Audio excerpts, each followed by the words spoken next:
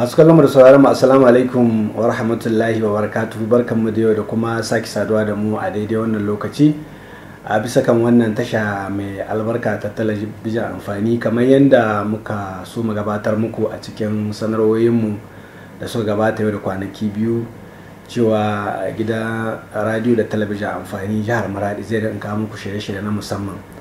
To ga shi wa Allah ya amince za mu gabatar muku da wannan shiri mai suna don al'umma. Shirin don al'umma shiri ne wanda zai rinka zo mu a kowane mako, kowace ranar talata karfe 4:30 a bisa kan talabijin amfani da ke watsa shirye-shiryenta a nan jamhuriyar Nijar. Kuma shiri ne wanda da yarda Allah za mu rinka tattaunawa da hirantawa da manyan ma'aikata da suka hada da ma 'yan kasuwa da sauran al'umma waɗanda suka ga yau a cikin aikin nasu, domin mu ji wace irin rawa suka taka, wace gudunmawa suka bayar wajen ci gaban al'umma, kama daga mataki na jiha zuwa na ƙasa baki daya. Gashi yau Allah mai kowa mai komi ya yarda ya amince, shirinmu ya iso ofishin kwamishinan jiha mai kula da makarantun ne na sakandare a nan jihar Maradi, inda za mu firanta da shi tun matakin farko bayan ya gabatar da kansa ga masu kallon mu da sauraron mu ji dan takaitaccen tarihinsa, mu shiga cikin firar tamu don jin wace irin gudunmawa ya kawo a wannan ofishi nasa na makarantun ne na sakandare na jihar Maradi da dai sauran batutun za su biyo baya a cikin wannan shirin. Muna fatan za ku kasance tare da mu a cikin wannan shirin. To masu kallon da sauraron mu za mu shiga gadangada a cikin firar tamu a cikin wannan shiri mai suna don al'umma ta kai tsaye, kamar yadda na gabatar cewa muna nan ofishin jiha na makarantun ne na sakandare na nan jihar Maradi. Ga mai girma kwamishina za mu so mu hiranta da shi. Assalamu alaikum darakta. Wa alaikum salam wa rahmatullah. Barka da kasancewa. Insha Allah. Darakta, muna son ka suma da gabatar da kan ga masu kallon mu da sauraron mu ta kai tsaye a cikin wannan shirin mai suna don al'umma a bisa kan talabijin amfani. To na gode radio amfani, talabijin amfani da kuka ba mu wannan dama.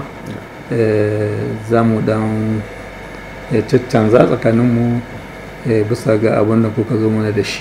To sunana dai Illo Bija, ni ne kwamishina na secondary school a nan jihar Maradi. Yalla mai kallon mu zai so dan ji takaitaccen tarihin kwamishina. To lalle kai ni na yi primary kina a wani gari, wata komuna ce ma komulkin aje kwarya. Daga nan na ta yi secondary da kwaro. Daga da kwaro muka je nije na fara lycée, shi ma dai wani bangare ne na gaba na secondary, duka dai cikin secondary ne. A Zandar lokacin nan akwai abin da ake ce ma interna kenan, inda ana ma dalibai tana da wurin kwana da abinci. Daga nan a shekara 1982 sai mirga ya kunce ya kwashe wannan, ya ruhe wannan makarantar ne. Sai an ka ya zamanto kowace jiha aka yi mata ta sakandare, tunda a da duka a nan Maradi, jihar Maradi, in ba lycée technique ba, inda sakandare ce waccan duka Zandar ne ake tahiya. Kuma tawa abinda duka shahi yawanta su yi tawa, hayan da su mata suke zuwa a da. To wato a da lokacin ba kowace jiha ta samu gashin kanta ba wajen samun sakandare haɗaɗɗa. A da sakandare daga tawa sai Zandar sai Yamai. Daga baya ne duka wa'annan, bayan an ruhe wannan abu wanda ake ce ma interna kenan, da aka kula da wani kwanan ɗalibai da abincinsu a 1982. Wannan lokacin ne aka kowace jiha aka yi mata ta sakandare. Mai college da lycée. Da college kuke kira an sanya man general. An sanya man general, amma lycée kawai. Bangaren lycée. Amma idan bangaren college, akwai college ko ina, to kowace jiha tana da college a matsayin ta dai yanda ya kamata. Amma lise da lise kin ga wanda na gaya muku su kudai ne da ba ko ja da lise ba. Daga nan bangaren sakandare ina karatu yasa. Daga bangaren sakandare da muka zo nan ne a 1983 muka buɗa wannan lise na Maradi. Daga nan wannan shekara to sai aka yi wannan harawaci kusan garbi kenan da aka yi, to wannan harawaci da aka yi duka ya shahe mu, sai aka hudda mu da aka hudda mu da shi kenan sai ni kandida libre abin da ake cewa kandida libre, da ni kandida libre gaba ka sai na samu sai ni ta yi jami'ar Yamai, da ni je jami'ar Yamai na samu matrix kita. Daga nan da sai na taho ni bauta makasa shekara guda, da ni bauta makasa shekara guda sai na aka kai ni tesawa akan malaman sakandare ko abin da lise, bangaren koyarwa. Daga nan tasawa sai ni shekara 7 ina karanta da bangaren lise. Daga nan sai na tambaya aka mai da ni Yamai, ni je Yamai ni shekara 2. Daga nan ne sai ni ce kaga mun kuma karatu zai ta yi Sokoto ne shekara 5, na samu digiri kina na kashi aji 3 ake cewa ko tourism cycle. Daga nan ne da na dawo. A wani fanni kuka yi karatu na shi? To karatun ne yo gaskiya a lokacin a Niger ina ji ni ne na biyu da ne shi a can Sokoto, tunda abin da ake cewa guidance and counseling. Kenan kawal bangare ne na karatu mai kula da sa mutane bisa hanya, ba sai lalle ɗalibai ba, da ba da musunan shi ban magana ta kashire da mutum, kuma da ka kwatanta mashi hanyoyi waɗanda suka yi dacewa ya zamanto a cikin tafiya aikinsa, ko kuma ya zamanto ma a rayuwa yau da gobe, tunda ya shahi ma bangare na kawal gyara mutane tsakanin su ma suna hada in ba su shituwa, ko kuma kawo ma'aurata biyu ma in ba su shituwa, in akwai an samu dan sabani kana iya ka dan kwatanta ka gani ne na fannin samun daidaito tsakanin al'umma. Yawwa, daidaito tsakanin su cimma nasara ga abin da suka samu. Yawwa, hatta da ban magana ma wajen mayya. Shiga mayya, ina nuhin mayya kawo masu iko. Na'am. Kana iya manyan ma'aikata masu iko, kana iya ba su ra'ayi bisa ga wasu abubuwa wanda suka za a kawo na ci gaba. Karatun yana da dimbin yana fa'ida sosai, tunda a lokacin nan yana jinatar da ɗan Nijar guda, ni ne na biyu. To ban sani ba yanzu sun ci gaba da samun masu zuwa wajen. To daga nan ina aikin kwamishina ya fara kamin ka zo ga wannan mukami? To kakin in zo nan da ni taho daga wannan karatu, sai aka maido ni nan lise dan Baskore Maradi. Da aka maido ni a lokacin nan shekara tana karewa, sai an ka yi juyin milki wannan wanda Salu Jibo ya dau milki. To kasan ya sa wani abokina nan minister kan enseignement superior, ciya da Lauli Danda, to shi ya san karatun nitiniyo. Shekara ta kare sai kire ni sai ce min ina nike, ni ce ina Maradi, ni ce Maradi me kake yi? Ni ce a ina nan karanta da nike lise. Ya ce yo ba kayo kaza ba, ni ce ya ce kai ka zo maza ina neman ka Anab. Ni je Anab ya ce in yi matsayin kwansaye da lanab. To nan ne na fara, na yi wata 6 matsayin kwansaye kin Anab, kuma sai ya maida ni a can ministry, ofishin minista karkashin shi, sai na zamanto mai kulawa da jarawa na biyu, jaraba ta BPC duka gaba da na kasa.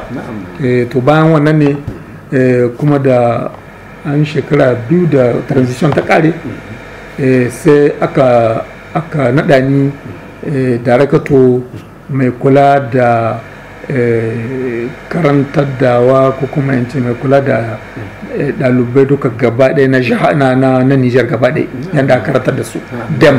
Ana ce karkashin ma'aikatan minista. Sai na zama to darakato mai kula duka da wannan. a lokacin nan ni ne ke kula da duka kwamishinoni na jiha-jiha na Nijar gaba ɗaya. Na Nijar ma da abin da shahe bakarancin ne na kwallon. Yawwa na kwallon na lise. Na lise. Sakandari gaba ɗaya. Sakandari gaba ɗaya. To ana nan sai na gani kawal aikin can ni bana wannan matsayin bana duk wannan girman bana gani shi. Sai ni kwammace tun da ina jin kawai aikin bai shi ba sai ni kwammace da in taho jiha. In jawo jiha ta in aiki. Shi yasa da na tambaya a maido ni jiha wasu abokaina suna cewa kai wai kana da hankali ne ko baka da hankali kai kana da dekire ka take nemi a rete ni ce ku bar ni na son aikin nan in shi jiha. Shi yasa a 2013 sai aka maido ni ne Maradi a saka wannan ma'aikata. 2013 na fara aiki a nan ne a November na sakandare a November yana ji 16 ga November ne 2013 aka dau wannan kuduri wanda madunan ne. In muka dauki kwamishina muka dawo yau aikin ku wanda kusan tun 2013 in muka dauka yau kusan shekara 7 ko 8 zamu cewa kuna cikin wannan ofishi, ina za mu iya cewa nasarorin da aka samu duba da ma bayanan ku na baya sun nuna cewa kun dawo ne don ku ba da gudunmawa a cikin jihar ku, al'umma ta jihar su karu da ku dangance da matsayin ku na dan jihar. Wa'anni nasarori ku gani an samu cikin wannan ofishi na ku na sakandare? To lalle alhamdulillah, lalle kai ba shakka abin da maido ne na zo jihar ta saboda in yi ma jihar na aiki sosai bisa ga abin da Allah ya sa ni sani bisa ta yadda karatu. To da na zo nan ya lalle wannan ma'aikatar da na tarrata kawai sai in ce kawai wace na tarrata ban tarra su ba cikin shiri irin yadda ya kamata da so in gani a matsayina wanda ya karaci wannan tunda da na zo nan sai hatta da malaman makaranta takarda wadda ke addakai malaman makaranta bisa gare ta da an zaburo ka ce malamin makaranta ka zane gare ni to da na zo nan wannan takardar babu ta don da na tambaya wata ran a bani alƙalumma na malamin makaranta aka ta daye a diba na a tauna a tuna nan babu. To a wannan lokacin ne sai na samu wani wanda zai kula da wannan kawai wannan sashen kawai. To alhamdulillah wannan yanzu ko muna kwana ka tambaye ni ko ka tambaye shi alƙalin malaman makaranta nawa ne gare mu ko da ma a ce ja abin nan department ne da zai baka zan baka su. A dunkule kenan tunda muna nan babu yanzu ofishin jiha na sakandare yana da malaman makaranta kama daga yan dindindin zuwa an kwanta rage guda nawa da ke aiki a ƙarshen abin da aka gare mu 1,884 to kaga jimilla ga tana bana ta bada 3,407 kaga abin da ke gare malaman makaranta na jihar Maradi, malaman makaranta duka gaba na jihar Maradi ya zama to yan kwantaragi ne ko kuma yan wanda masu yan dindindin.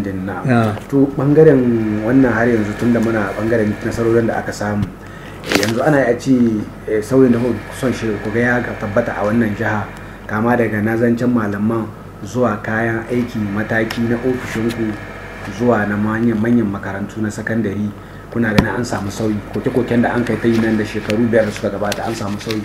Ba shakka an samu sauyi tunda a lokacin nan in ka ɗauko daga gunduma ka hata Maradin ma in ka je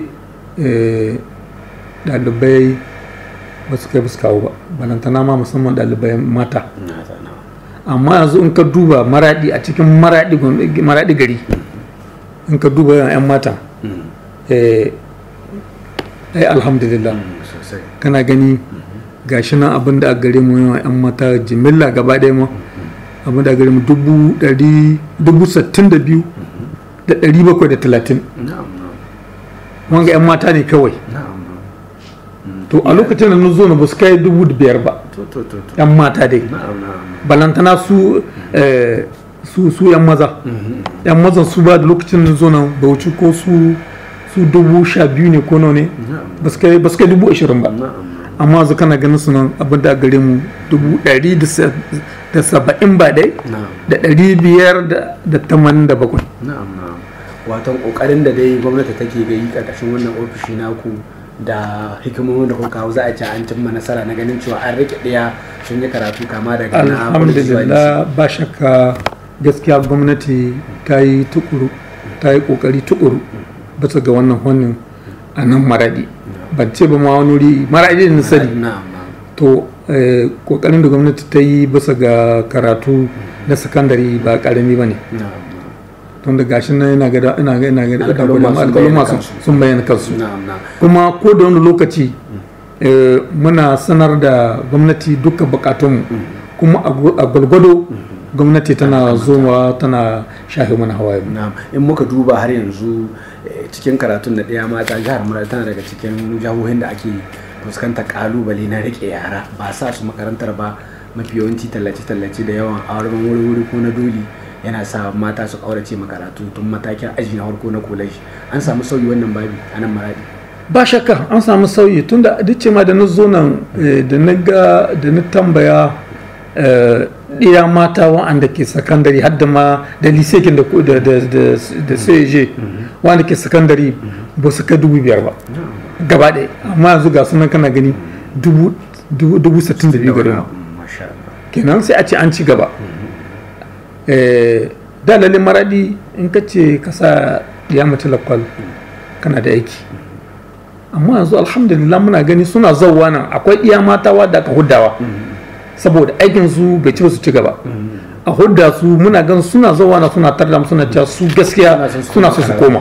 Iya mata su da kansu mama su da kansu kawo kansu, kuma akwai hanyoyi da kuke samu na maida su cikin, akwai hanyoyi, wani bi mu samu hanyoyin, wani bi kuma sai mu ci musu su yi haƙuri, sai mu kiro uwayensu mu ce to ga su wannan an hudda ta, amma tunda tana da zuciyar karatun a yi ƙoƙari, akwai makarantun da na biya a biya mata.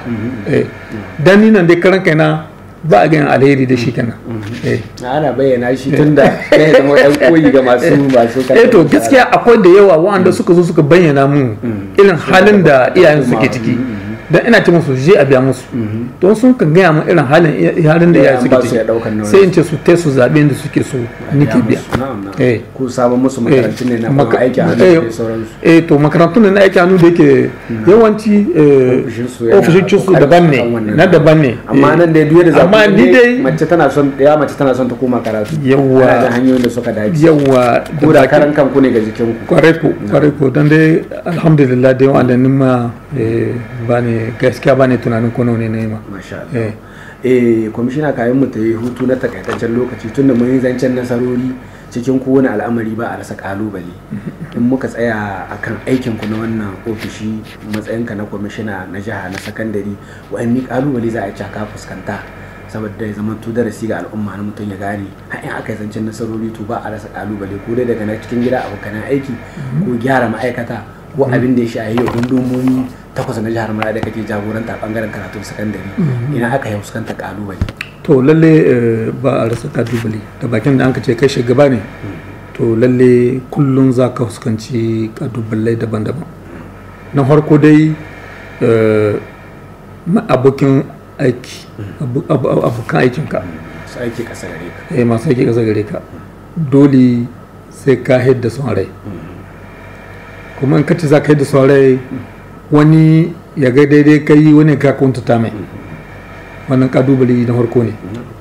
Kalubale na biyu, akwai abubuwa waɗanda suke kana so ka gane su mai alhali abubuwan nan ba su samuwa saboda ko da ka kai kokenka da yake ba kai kaɗai ba ne, kakin abun ya zo ma sai da wani lokaci, don kenan sai ka yi haƙuri. Wannan kalubale na biyu kenan. Kalubale na uku shine a matsayinka na babba ya kamata ko da lokaci kana dubawa menene ka yi, menene ba ka yi ba, kuma menene ya fuskanta. To wannan da yake abu ne wanda kasa Allah aka ce shi kadai ya san abin da gobe za ta kumsa. To wannan abun shine yana ci muna to a cikin ƙwarya, wai abin nan da nake nihin in yi ko kuma nake watan ya samu, ni samu in yi shi, ni samu wannan hanyar ko sai dai wani za shi yin shi. To wannan shi ne kalubale na uku. Kenan abin da ke ce ma ambition, abin da bature ke ce ma ambition, guri. To akwai abubuwa da yawa wanda kake so, to amma abubuwan da baka sani ba za ka samu ka yi su ko ba za ka samu ba, sai dai yalla wani in ya zo ya yi su. To wannan kaji wannan kalubale don cimma nasarori cikin tafiya aiki, tun da yau game da jagoranci ko bayan kamin a saka wannan ofishi a yin jagorancin ma'aikacin ne da dama tun mataki na koli, musamman bangaren karatu. Ina shawarwarin ka ga duk wanda Allah ya ba jagoranci, musamman da irin wannan na ko kuma ka saka haka na abin da ya kamata shi kama don cimma nasara duk da kalubalen da ake fuskanta. To lalle abu guda, shawara guda ce zani ma duka shugaba, musamman bangaren karantar dawa. Bangare ne wanda yake bawa sha'ani, don saboda bangare ne wanda yake in mutum bai da dogon hankuri gaskiya ba zai ci nasara ba. Bangare ne wanda yake in mutum ya ci ya nuna iko irin na musunan shi na mallaka, ba za ka nuna kai shugaba ne, ba za ka saurari wanda tare da kai ba, ko kuma ba za ka saurari wanda zo da kukan shi ba. To gaskiya akwai matsala, mutum ba zai ci nasara ba. Dole duk irin ikon nan kake wanda ke tsammani kana da shi, sai ka mai da shi gehe, ka saurari na tare da kai, ka saurari wanda ya zo da wata matsala. In ba haka nan ba, to za ka aikin amma ba cikin nasara ba za ka kare shi a cikin nasara ba. Kwamishina, muna godiya. Kamin mu ci gaba, masu kallon da sauraron mu za mu dan wayoyi ku mu je dan futun takaitaccen lokaci kamin mu dawo a ci gaba da wannan hira tamu tare da kwamishina na jiha mai kula da makarantun ne na sakandare a nan jihar Maradi. Ku dakace mu.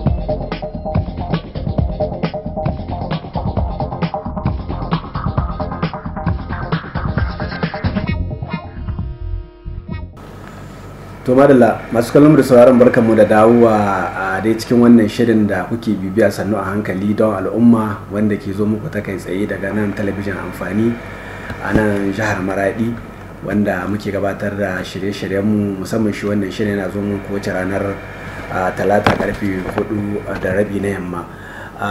Mai girma kwamishina, barkamu da dawowa.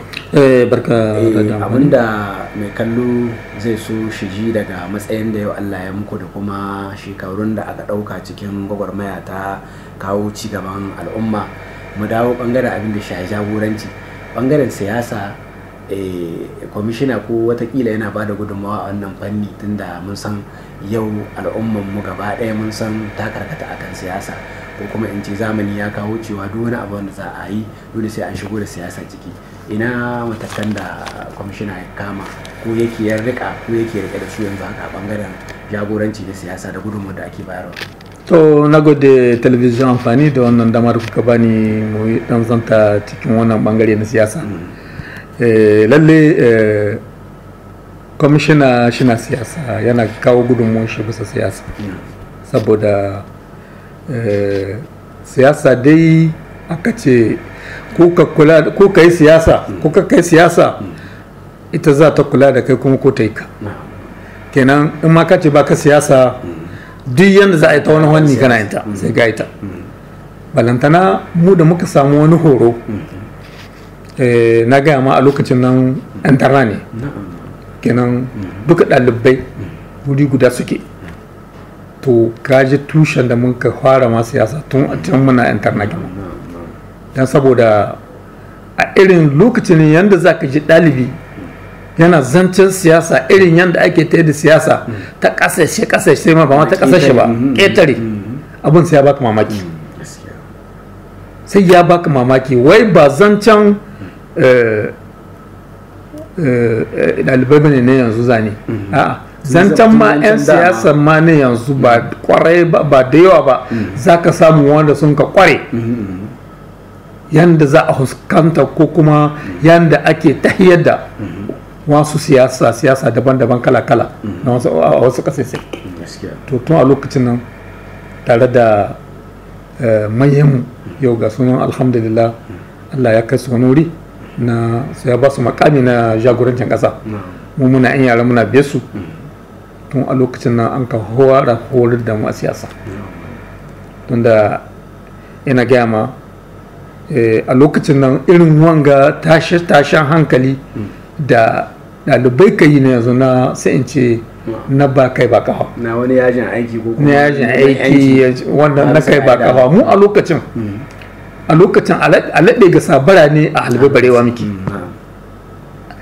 ɗalibi ne kana diban yana cewa yana bada hakin shi amma alhali bayan bada hakin na nashi kawai siyasa ce yake don saboda haka mirgiya kunci Allah shi kanshi a 1982 ya ce ya gano da internet kenan da aka kula da yara abincinsu da makwancinsu ya ce ya gano ba da kwalba ce ake siyasa ce ake ya ce ya ruwe duk yau watsa da kowa da kowa sai a zo ana koko neman wani abu amma abinda aka sa abin da mun suna ke laushi a cikin nadi ne yake to kaji tun inda mun ka fara sanin siyasa lagun siyasa nan ne da ni da abokina Mutarik Allah a lokacin nan shekarar nan da aka ruhe lise wanga wanda mun ka buɗa aka ce an ruhe kuma an watsa da kowa da kowa mu a lokacin badan mu an kai tai sai da mun ka bi da mu haka Nigeria mun kai gudun hijira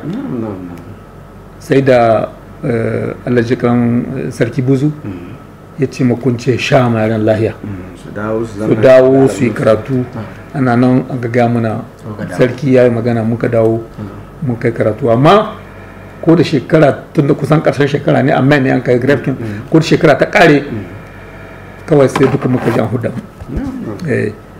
to shine ni ce ma sai ni kan da libar shina tun ana makaranta da aka wado ga tun mana makaranta gaskiya wanda ba take da yancin kai ko kuma a ce gwagwarmaya ta ba shakka dan duka tun da kunce in gayi tun ko da yake mutum ba kyau yana ba daɗi mutum ta gani rayuwar shi da kanshi dukkan rayuwa ta dan makaranta ta ɗalibi gaskiya ba su ga wannan ne ta hatta da ni samu wannan batikin ni je jami'a ina gaba ga bisa duka wannan abubuwa na ɗalibai ina jagorancin ɗalibai ina cikin masu jagorancin ɗalibai hatta a wani lokaci ka san a university a jami'an yame san ma wannan abin da an ka yi da kunci ya ruhi kuma duka mutane da yawa an ka ta masu suka tsere to sai zama to shekara ta kawo wajen 2-3 a jami'an yame babu zancen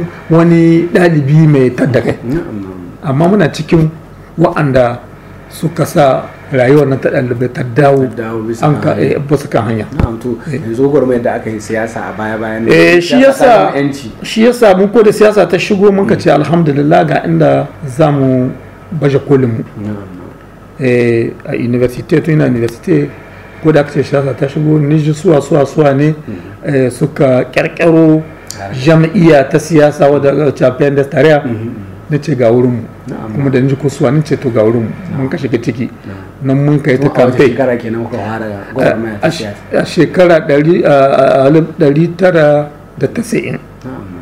1990 tun wannan lokacin da an ka ƙari conference national ko kuma ana shirye-shiryen conference national tun da ni ina cikin delegate na conference national ni ne kuma ni kakin conference national akwai commission nationale préparatoire à la conférence nationale ni ne jagoranci ɗalibai na jami'an Niamey a bureau de séance je suis le premier vice-président na bureau na préparatoire à la conférence nationale wanda aka dubu daga cikin kwamitin ɗalibai yawwa wanda aka cikin kwamitin ɗalibai wanda ina ciki to za a ci bangaren siyasa dama jam'iyyar PNDS ta ce jam'iyya ta farko da ka shiga tun da aka kawo ta tun da aka kawo ta ni ba san wata siyasa man ba jam'iyyar PNDS ta yi ni makamai kwamishina ya kama a ciki to makamai da wanda na kama tun dai can kakin a zo yau ina shiga cikin biro ina cikin biro na komin na jiha dai ina shiga biro na jiha amma ban tunani bai taɓa zo mun ba na shiga biro na jiha in ba nan da shekara 2 ba suka wuce sai na shiga biro na jiha. Yanzu ni ne mataimakin president federal kenan na jiha gaba da ni ne mataimakin shi na farko jami'ar PNDS tarayya. Tsawon waɗannan shekaru mun san hulɗa da al'umma kamar yadda muka faɗa, ko bancin jagoranci na nan ofishi na bariki na siyasa ƙalubale ne mai yawa, wa'in darsa aka samu kuma wani cigaba ake tunanin al'umma sun samu cikin jagorancin ku na jam'iyyar mu? To lalle abinda jami'a mu suka samu wa'anda dai duka muke da ma'amala da su, mun kwatanta musu kuma sun gane siyasa ba haminya ba ce. Kullum muna ce musu, muna kwatanta musu jami'ar PNDS tarayya jami'a ce wadda take ba ta kama karya ba ce, kamar da ake cewa PNDS tarayya kenan Party Democratic Socialist kenan akwai demokradiyya ciki, kenan ba za ka tilata mu mutum ba abin da bai so ba, abin da ba ra'ayin shi ba ne. To wannan duka ya zamanto ni ne, ya zamanto wani ne, inda dan tarayya ne, wannan sakon shi ne muke kai ma militankinmu. Shi yasa ka gani in ka ɗauki militankinmu ka kwatanta su da militankin wa'ansu jam'iyyoyi na siyasa, tarbiyyar su ba ɗaya ba ce. Don saboda tarbiyyar PNDS tarayya kana gani akwai ladabi cikin tahiyyar, akwai biyan mayya, akwai kiyaye dokoki na bacci kenan. To wannan duk abin da muke gaya ma mutane ne, kuma alhamdulillah yau gashi wannan aƙida tamu ta sa har ya zama to mu ne parti na farko a Niger kenan, kuma har gashi da taimakon Allah da kamawa mutane waɗanda suke wasu 'yan siyasa wanda suka ga suka yaba yawa wanda suka yaba da irin yadda muke ta da jami'ar mu suka kama mana, gashi Allah ya ba mu mulki yau. Wato wannan ba za a iya cewa wani na tunanin cikin jam'iyyoyin siyasa gaba ɗaya na ƙasa ana ganin jam'iyya ta PNDS tarayya tana da wani lago wanda take tafiya ita tana ɗumke kanta tana raba wasu, wannan yana daga cikin siyasa ko kuma wani sirri ne daban gari ko wanda aka ganin sauran jam'iyyu suna tarwace amma jam'iyyar ko ta tana da dumki? Ai na gaya maka sirrin mu guda ne a jam'iyyar PNDS tarayya. Sirrin mu shine bai ka'idodi, sirrin mu shine ladabi tsakanin mu, ladabi ga mayya kuma da sanin ta kamata. Kaji sirrin mu kenan. Don ladabin nan da ka'idodi na text na parti na jam'iyya, to duk parti kin da ke da wannan aƙida to da wuya za ka ga ya rogaje nan zama.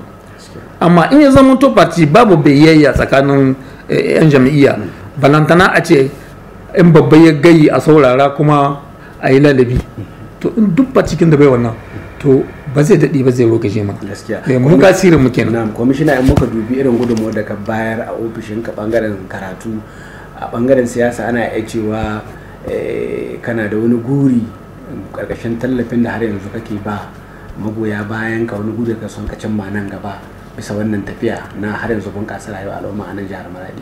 To ai ina ji ni guri na sai in ce ma sai ya cika.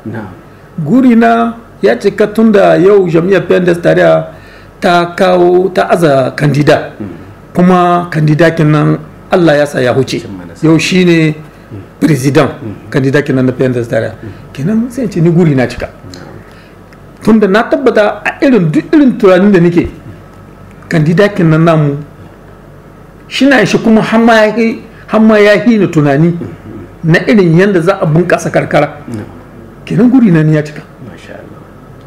In muka dawo har yanzu a kwamishina, da yake muna son masu kallon da sauraron mu musamman matasa su ɗauki darasi na rayuwa cikin makamman da ka rika mu ko mu bangaren gargajiya, muna jin kan baka rasa wani matsayi a ɗaya daga cikin masarautu na gargajiya a nan jihar Maradi. Wani matsayi ne kake da shi a wannan bangare, kuma wace gudunmawa kake baya ba ta masarautar ta? To na gode da ka bani dama in shiga kuma bangare na gargajiya. A bangare na gargajiya mai martaba sarki iso na kantankin birnin lalle ya naɗa ni zarumai, sarkin zarumai. To alhamdulillah ina mai godiya, ina jinjina mishi, ina kara godiya bisa ga wannan amana da ya bani, kuma ina ji ya gani kawai ya cancanta ni ne ya kamata ya ba, saboda duk abubuwa wanda ya shi kaɗa da sirri dan dai na tabbata bai shi akan maza ba. Duk da dai za mu iya cewa ita sarauta wani lokacin akan kira dan gado a bashi, wani kuma cancanta yake sawa a kira shi a bashi matsayi, wato ya kira ka ya baka wannan matsayi na sarkin jarumai na birnin Lalle a Dakwaro, saboda cancantan da ya je cancanta ka a wurin ganin cewa irin kokarin da kake farawa zuwa ga al'umma. To lalle ni ban taba tambaye shi ba in ce mishi dan mi, amma kanin gaya muku shi ya san abin da ya sa. Ban taba tambaye shi ce martaba dan me ka ba wannan matsayi, ya yi ce mun ya yi kira na gashi na ce alhamdulillah na amince, shikenan. Sarkin jarumai menene yake yi cikin masarautar birnin Lalle? To sarkin jarumai, matsayin sarkin jarumai kawa ganyen yana bambanta da wasu masarautar ne. Kaga wasu masarautar ne su ce sarkin yaƙi.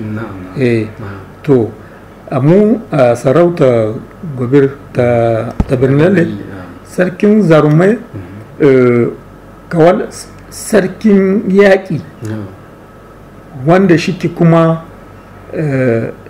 shi ne makasudin duka wata nasara wadda za a ci ga wajen yaƙi.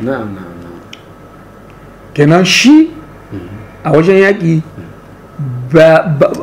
a ja da baya bata taso ba, babu ja da baya, shi ne jagaban mayaka kuma shi sai dai ba gudu ba daya, in ka ga ya gusa kenan an kare da shi. lalle ba karamin matsayi aka ba ku. Ana iya duka kowa da kowa na ya kare da shi, amma shi in ka ga an kare da shi to an ce yaƙi kenan. To in maka dubi duk wayannan makamai da kwamishina ya rika tun daga mataki ma na karatu har zuwa abin da aka karanta zuwa ya zaka siyasa zuwa bangaren gargajiya, yau ya kwamishina yake jan rayuwar shi, yadda kake jan kanka a matsayin rayuwar da yau Allah ya kaddare ka bisa kanta?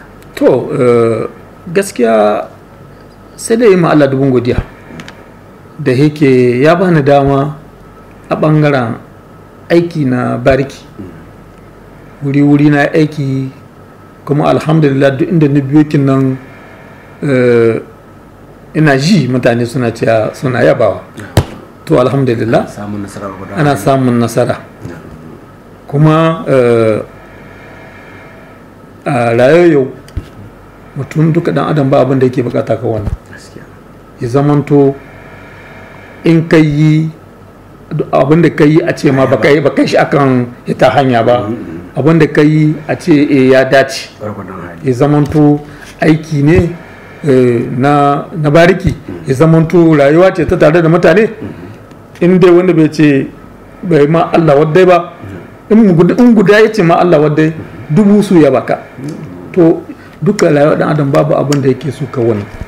In muka ɗauki ka tunatar da mu cikin tarihin rayuwa yadda aka bibi karatu da sauransu har zuwa makaranta ta sakandare, jami'a, zuwa kama makamai, bangaren karatu na islamiyya kwamishina an taɓa karatu? Lalle alhamdulillah ko bangaren islamiyya an ɗan tattaɓa, kuma ana ma cikin tattaɓa, tunda yanzu haka ina zuwa ɗaukar darasi rana aji cikin sati guda yana yi aji 3 nake zuwa ɗaukar darasi.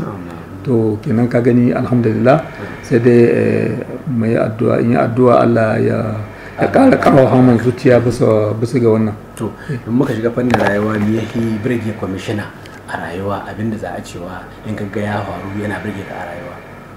To shi ni a rayuwa abin da ke birgin cikin ɗabi'un ɗan adam, in ga mutum bai da girman kai, in ga mutum bai ɗauka iska, in ga mutum duk irin matsayin shi bai rama kowa ba, to ina ba kowa haƙe shi da matsayin shi, in ga mutum adali, to ni shi da ke birgin cikin rayuwar dan adam. me ya bata mu kwamishina rai haka? Abin da ya bata mun rai kuma wanda ke duka abubuwan gane wanda na gai wanda nake so, sabida Allah ba ni so in ga mutum mai girman kai, ba ni so in ga mutum wanda shike kullum shi abin da yi shi ne yake ji ya hina kowa. Ba ni so in ga mutum yana rama dan adam ko yana kuntata mashi ba akan hanya ba madaidaiciya. To wannan duka suna bata min dare a cikin rayuwata. Akwai wani abu wanda yan kwamishina ya tuna da shi a rayuwar shi tun daga tasowa zuwa yau yake sa farin ciki? To abin da ke sa ni farin ciki yau na harko dai shine in samu kaina cikin addinin musulunci. Saboda ni, saboda a wani lokacin da muka je jami'an nan akwai abubuwa da yawa wanda ɗalibai ke yi wa'anda sun saba addinin musulunci muna gani, kuma Allah ubangiji ya sa na hito da wannan wuri, na hito da musulunci na tun ma mataki ana ɗalibi, to sai in ce alhamdulillah. Duk sanda ka cikin aiki na addini kana jin farin ciki? Yau wannan ina jin farin ciki. Kuma abu na biyu mai haranta da mun rai shine ko da yake dai ka san aka ce ba a yaban mutum gaban shi, ko ya bi ka gaban ka wani bi yaudara ce, wani bi kawai yan yaudara nake wannan. Amma in ji labari ba gabana ba an ce wane gaskiya ba laihi, ya yi abu kaza wanda ya birge mutane ba laihi, ya ba ka ta bayan fage, ya ba ni ta bayan fage. Wannan shi ma yana bani kuzari a cikin rayuwata. Akwai abin da yan kwamishina ya tuna da shi har yanzu yake da na sani a rayuwar shi tun daga taso ka zuwa yau? To lalle ba a rasawa saboda kasan ita rayuwa a wani lokaci kakin mutum ya zan mutum akwai abubuwa da yawa wanda mutum ke yi wanda yanzu ko da lada ba zai yi su ba. To duka abubuwa irin wannan ana boko ne ko dai kama aiki? Ana dai boko, lokacin dai ana boko. Lokacin ana boko an yi rayuwa ta matasa a wajen sai kenan a wajen lise. To a wannan lokacin dai kai ana ba san inda duniya ta sa gaba ba. To akwai abubuwa da yawa wanda ake yi wanda yanzu gaskiya ko da lada ba mutum ba zai yi su ba. Kuma ai kaga da na sani kuma babban cin nasara ce, ya nuna ba a koma kwarai ko insha Allah. Na'am, to anan kwamishina kayan duba da yanayi na lokaci kayan mu liƙa tattaunawa mu in muka koma bangaren tarbiyya, matsayin ku yau waɗanda suka gajiya suka ga yau bangaren tun ga mataki na karantarwa haka kaza ku rika ofishi na jagorancin karantarwa da kanshi. Matasa tarbiyya ta lalace. In muka dubi hirar da muka yi baya zuwa yanzu makamman da kuka kama ta kowane fuska ta bariki zuwa gargajiya har abin da shi siyasa, wani jan hankali za ku matasa na su yi kokari su yi koyi da ire-iren ku domin ba a zama na gari sai an bi hanya ta gari? Lalle ina da jawabi sosai wanda ya kamata in ma matasa yanzu. Matasa dai na harko wanda zani ma jawabi su ne ɗalibai. A irin yadda ilimi ya taɓarɓarce su, ya kamata matasa su yi maka su gyama laili don inda su duba wanda a gabansu, inda wanda a gabansu sun yi rayuwa irin tasu ta yanzu, da ina ji ba a san inda muke ba yanzu, da Nijar ki duk ta taɓarɓare. Don yanzu abin da ke wanzuwa matasa ba masu sauraren iyayensu, babu ladabi ga iyaye, balantana malamai. To haka ko ba za a ci gaba ba, kuma haka rayuwa ba ta yiwa, ba ta bunƙasa hakan ga. Ya kamata matasa su gane su ne wanda ake kiran nan yara manyan gobe. To shi kuma girman nan ba wai zawa da yake haka nan ba, a'a tun ana ɗan ƙarami ake tanada shi. Tun kana ɗan ƙarami kake ciya ni kace a cikin zuciyarka kace ga abin da ya kamata nake so in zamanto a cikin rayuwata na kirki. To abun nan wanda kake a zuciyarka kake so ka zamanto to bai zuwa haka nan, ya kamata sai ka bi shi da aiki, sai an jajirce kuma jajirce ta farko ita ce sauraron wa'azi, sauraron huduba ta na gaban ka wanda suka gabace ka. In ya zamanto duk abin da an gaya maka shahi ko kuma ba maka tsaya maka jiya sai ka ci gaba da abin da ka ga dama, to wannan ko ina ba a zuwa, sai an girma a koma inda na sani. in ana so a ci wannan nasara dole sai da haɗin kan iyaye da malamai, dole sai da iyaye su zare damce a ba matasa a ba su horo a gida, tunda shi malami abin da gida ne ya yi zai ci gaba bisa gare shi. In a gida babu tarbiyya, malami ba zai iya shirya da yaro ba, sai ya tar da tarbiyya ta gida tukun. In yaro yana sauraron iyayen shi, yana ɗaukar magana iyayen shi, yan ce mai ya bari yan ce mai yayi, to bayan da za ta yiwa malamin shi ya ce mishi ya ce bai yayi, ko kuma ya bari ya ce bai ya bari. Lalle malami yana da aiki ba su tarbiyyar da yaro, amma sai ya tar da aiki wanda iyaye tukuna sun kai. Kwamishina, abubuwan da za mu tattauna suna da yawa duba da yanayin lokaci, masu sauraron za su zo su je kwamishina yanzu duka shekarun shi nawa duniya. To kwamishinan ga haɗin shi ma alhamdulillah ai sha ruwa gurgudan hali alhamdulillah, tun da yau ina da shekara 57 a duniya. To alhamdulillah ka gani mun kusa kwamishina kusa kai shekarun annabi musallar shirin da ya ji sunan shi na an gaji an ga yau ba shakka. Masha Allah, bangare iyali ana da to iyali ina da mace 2 da yaro 5, cikin su mace 3 da namiji 2. Masha Allah. Ina guri da fatan kwamishina yanzu sauran abin da ya rage na rayuwa? Abin da ya rage na rayuwa, guri na fata na shine in kare duniya lahiya, kuma zamanto wanga lokaci da yaman saura, tun da na san duk za a yi bayan abin da an kai baya, ya zamanto shekarun nan wanda suka rage, lokacin wanda ya rage mana ya zamanto lokaci ne wanda za mu shi cikin ibada, cikin nutsuwa, kuma cikin kyautata ma rayuwa ta kuma da ta al'umma. To duba da wannan sakonka na ƙarshe zuwa ga al'umma na dibin canja yanayin rayuwa da muke ciki, musamman bangaren jagoranci, bale ma ku da kuke har yanzu kuna da gurin ba da gudunmawa ga al'umma, to wanda ke yi da wanda za a yi ma dole sai ya zan akwai fahimtar juna. Ina sakonka zuwa ga al'umma, a dubi al'ummar dai, a dibi ƙasa kamin a dibi kai. Lalle ka ya kamata su wanda ka jagoranci, duk wanda Allah ba jagoranci a tabbata da cewa Allah ne ba jagoranci, kuma in ka ce ka wardaƙe mishi, Allah ne ka wardaƙe ma, kuma wanda ya wardaƙe ma Allah ya san shi ne kullum a ƙasa, kuma shi mai jagoranci tunda an ce Allah ne ya bashi, ya tabbata da cewa ba ƙarfin gaban shi bane ya bashi, Allah ne ya bashi, kuma ya yi amfani da wannan da cewa ko a wani lokaci Allah na iya zare mai jagorancin nan.